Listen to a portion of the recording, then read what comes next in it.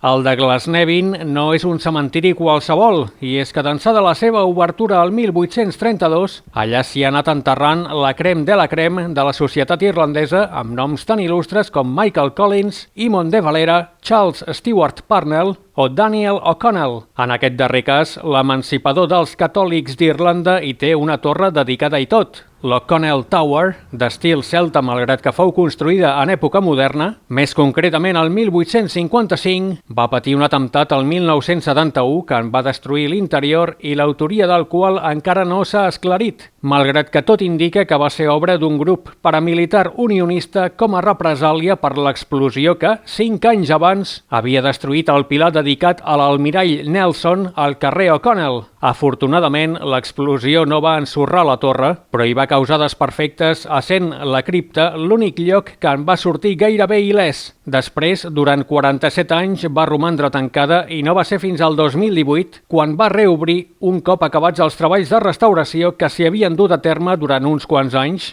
des que era una feina delicada tant per l'estretor com per la precaució amb què s'havia de treballar. Tanmateix, hom només podia visitar la cripta, on hi ha enterrat Daniel O'Connell, però recentment han ampliat la zona oberta al públic, més concretament cap amunt, i és que ara hom pot pujar fins dalt. Això sí, s'ha de fer un esforç perquè hi ha 198 esglaons i la torre, que té una alçària de 55 metres, és força estreta. Som-hi!